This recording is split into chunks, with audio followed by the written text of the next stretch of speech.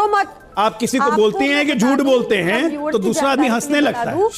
शीशा निकाल के देखिए, हंस रहे हो मेरी बात। कैमरा में बैठने के सामने पहले शीशा में देखती है ना, निकाल के देखिए अपना चेहरा। झूठ कौन बोलता है पता चल जाएगा। आप सर आप पढ़ लीजिए सर, आप दुनिया को मत बेवकूफ बनाइए। पढ़ेंगे कितना पढ़ा है?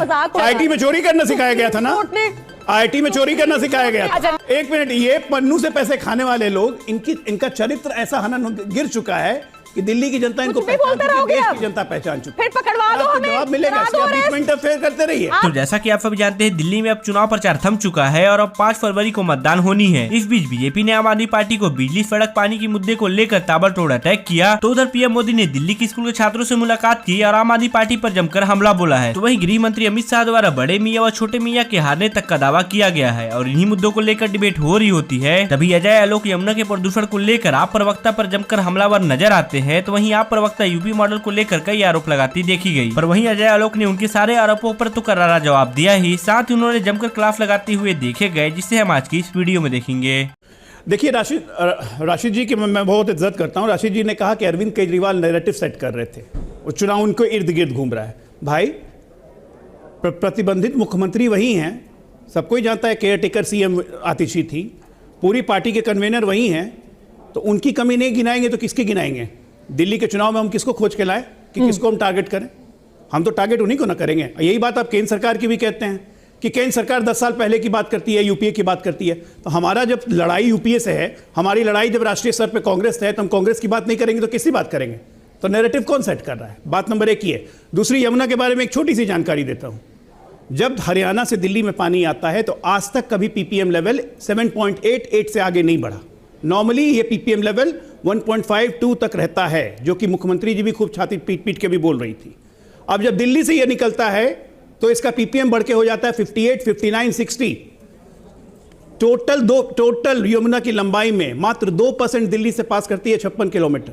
और सबसे ज्यादा प्रदूषण होता है दिल्ली में। हरियाणा में भी होता है, जो 7.5 ये प्रदूषण ही कहूंगा मैं, 5 पीपीएम प्रदूषण ही कहूंगा। लेकिन आगरा के आगे जब यमुना जाती है तो इसका पीपीएम इंप्रूव करते चला जाता है। जाके चेक कर लीजिएगा। प्रियंका कक्कड़ कॉन्ट्रडिक्ट कर रही है। प्रियंका कक्कड़ जाके इलाहाबाद में विलीन होने के पहले यमुना का पीपीएम 0.5 पीपीएम पे आ जाता है, जो कि ड्रिंकिंग वाटर जैसा आचमन तभी नायब सिंह सैनी ने किया था। सुनिए, अरे कोई झूठ आप लोग का है भाई, आप लोगों ने बिल्कुल उस पर किया, ये मार्क करवा लिया, पेटेंट करवा लिया है। बोलने दीजिए ना, डरिए मत, डरो मत। आप किसी को बोलती हैं कि झूठ बोलते हैं तो दूसरा आदमी हंसने लगता है। ऑल्दो शीशा निकाल के देखिए। सर आप ही हंस रहे हो मेरी बात। कैमरा में बैठने के सामने पहले शीशा में देखती है ना, निकाल के देखिए अपना चेहरा। झूठ कौन बोलता है पता चल जाएगा। आप मोदी जी के साथ खड़े हो जाइए, बोलने दीजिए ना। देखिए ऐसा है पद्मजा जी, आज सबसे तो आप ही बोल रही है मैडम, आपको कौन रोक सकता है? के बीच में वाटर ट्रेड एग्रीमेंट। पद्मजा जी आप उनको कंट्रोल करेंगी तब तो मैं अपनी बात बोलिए, नहीं तो वन साइडेड उनकी सुन लीजिए। दिल्ली और बाकी जो स्टेट्स हैं उनके बीच में वाटर ट्रेड एग्रीमेंट होता है, जो डेकेड से चला आ रहा है। इस ट्रेड एग्रीमेंट के तहत साफ पीने का पानी हरियाणा दिल्ली को देता है और दिल्ली का जो वेस्ट पानी होता है वो हरियाणा को जाता है वहां की इंडस्ट्रीज के लिए। ये एग्रीमेंट है सर, आप लोगों को बरगलाइए मत। और मैं आपको फिर से बता रही हूँ, आपको पद्मजा जी विद फुल रिस्पॉन्सिबिलिटी बता रही हूँ कि जो ड्रिंकिंग वाटर हरियाणा से दिल्ली आना था उसमें इन्होंने जहर मिलाया था। सुप्रीम कोर्ट तक ने कहा है कि 60 करोड़ का फाइन लगा के ऐसे। अरे उल्टी गंगा सुनी थी, अब उल्टी यमुना भी सुन रहे हैं पद्मजा जी। और कहा है सर आप पढ़ लीजिए सर, आप दुनिया को मत बेवकूफ बनाइए। आप दुनिया को उल्टी यमुना पहली बार सुना है मैंने। लोग स्मार्ट नहीं है, आपको लगता है कि ये उल्टी यमुना पहली बार सुना है। चौथी पास ही सारे लोग स्मार्ट हैं, ऐसा नहीं है सर कोई बात नहीं, थोड़ा पढ़ेंगे तो आप लोग उस लायक भी नहीं हो। बिना पढ़े नहीं समझ आएगा, ऐसी उल्टी सीधी बातें आप लोग उस लायक, आप पढ़ेंगे कितना पढ़ा है?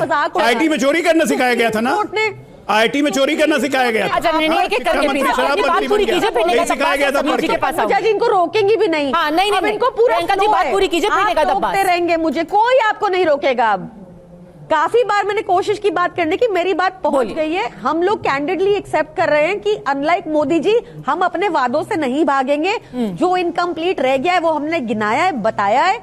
हम आपसे पूछ रहे हैं, आपने कहा था लॉ एंड ऑर्डर मुद्दे पे भी आओगे, पर अभी तक आप आए नहीं हो। आप इनसे पूछो कि सुप्रीम कोर्ट ने यूपी गवर्नमेंट पे क्यों यमुना जी को लेकर 60 करोड़ का फाइन लगाया और कहा कि उत्तर प्रदेश ने यमुना जी को नर्क बना दिया है। आप इनसे पूछो, नमामि गंगे प्रोजेक्ट में 40,000 करोड़ लगाने के बाद क्यों इलाहाबाद हाईकोर्ट ने कहा कि पैसे भर बांटने की मशीन रह गया नमामि गंगे प्रोजेक्ट और गंगा जी और प्रदूषित हो गई। ठीक है, यूपी मॉडल के बारे में भी बता दीजिए डॉक्टर अजय आलोक। कानून व्यवस्था को लेकर ये 3 पॉइंट पूछ लो, ये 3 पॉइंट पूछ लो।